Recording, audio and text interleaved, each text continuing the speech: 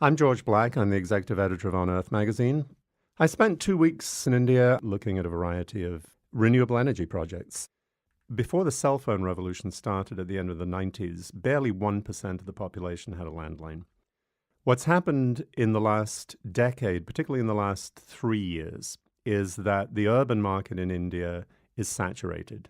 You basically have something close in Indian cities to 4 cell phones for every 3 people. So the big dilemma for the cell phone companies is how do they break into the rural market?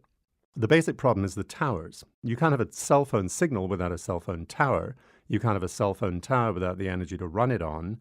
If you're off the electricity grid, the only option you have is to run it with a diesel generator. Diesel's expensive, it's filthy, and everyone wants to get rid of it. So the first step in the revolution that I'm talking about is converting the cell phone towers from diesel to solar and other forms of renewables. The cell phone companies are basically talking about 2 models. If the village has some limited access to the power grid, but only for a few hours a day, go solar. And you use diesel backup for the few hours that you need when the sun's not shining. And you have grid power for a few hours when the grid is on. So it's a hybrid. When you're off the grid completely, it's not economical to have self-contained solar power plants in a village. But if you're out in the countryside and you're surrounded by fields and trees, there's a very rational leap of logic to say, well, use some of that, and so you can be self-contained.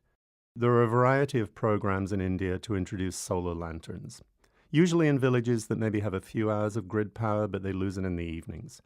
So you have a solar lantern and the kids can study. The women can work after they've cooked dinner. So this woman, Vijayawati, she was in a village where one particular cell phone company, which is called Uninor, is doing one of a series of women's-oriented projects. Uninor said, well, if you have a solar lantern program there, and it's run by a solar panel on the roof, why wouldn't you charge people's cell phones there? So this woman, Vijayawati, is renting solar lanterns to her neighbors and charging their cell phones for a nominal amount of money. Vijayawati will charge your cell phone for 2 rupees. She's making a little business. She's a student, earns her a little pocket money for school books. The villages are keeping their cell phones charged. Everyone wins.